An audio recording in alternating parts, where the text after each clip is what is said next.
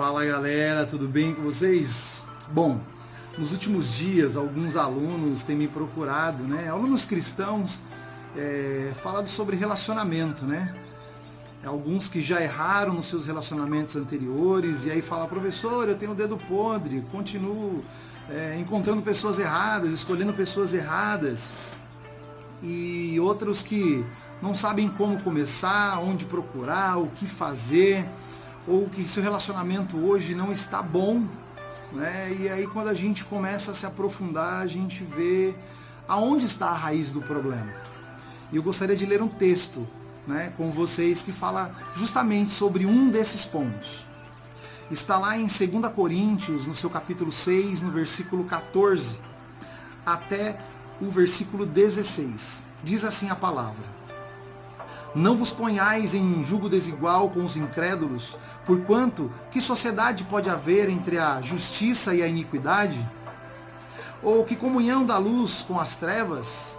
Que harmonia da luz com as trevas? Que harmonia entre Cristo e o maligno? Ou que união do crente com o incrédulo?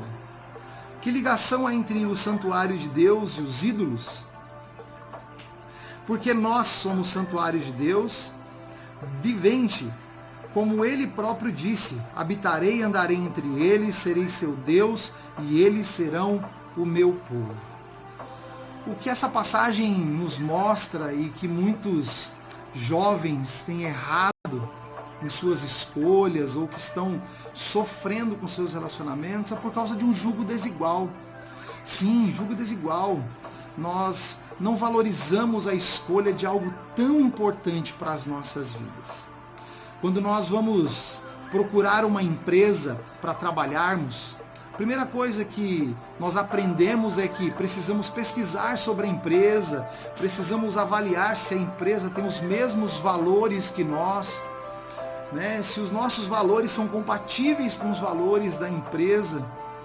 Nós olhamos qual é a missão daquela empresa, ou seja, qual é o propósito daquela empresa. Da mesma forma, nós olhamos qual é a visão de futuro dessa empresa. Então, é todo o planejamento estratégico de uma empresa e a gente vai lá e faz. Então, será que a missão da empresa é uma missão para a qual eu quero lutar? É o propósito? Também é meu?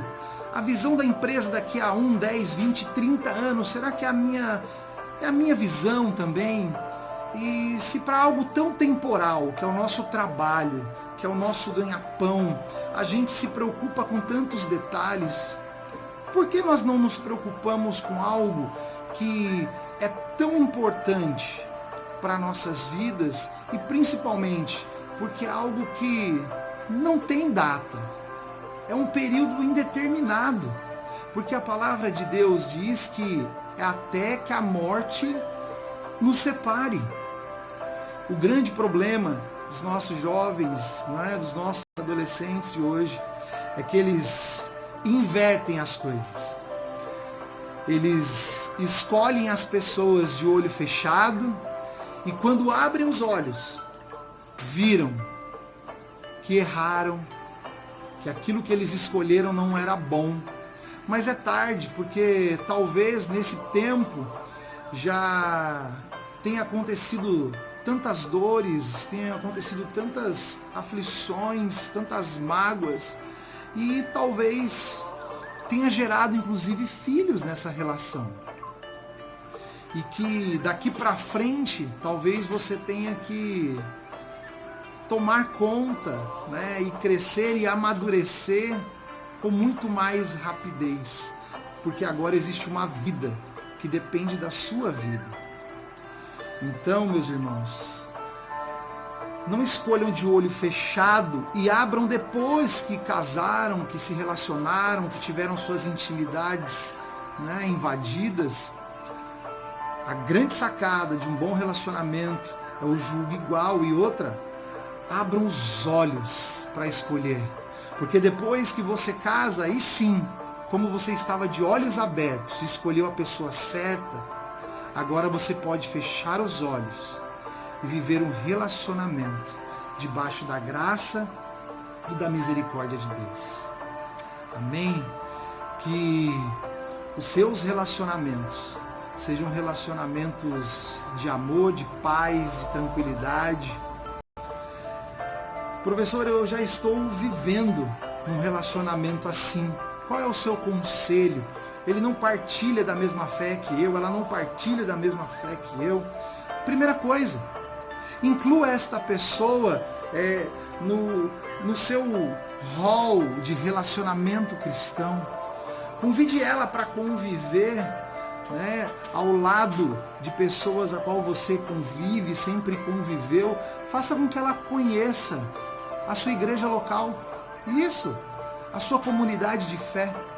Às vezes, ela tem uma visão distorcida do que é uma comunidade de fé. Talvez ela tenha tido influência ou tenha tido informações no passado de lugares que não foram agradáveis a ela. Mas mostre para ela o que é o verdadeiro Evangelho de Cristo, o que é a verdadeira comunhão dos santos, desse povo separado de Deus. Saiba quais são as convicções dessa pessoa. Lembra da empresa? Qual é o propósito, qual é a missão, qual é a visão, quais são os valores? É assim no nosso relacionamento. E namoro é esse tempo.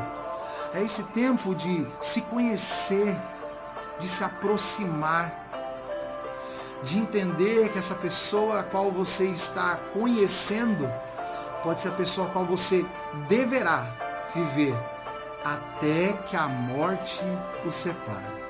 Que Deus nos abençoe, que você tenha um dia de paz, que os seus relacionamentos sejam relacionamentos prósperos, de amor, de fé, de gratidão, debaixo da destra de Deus. Amém.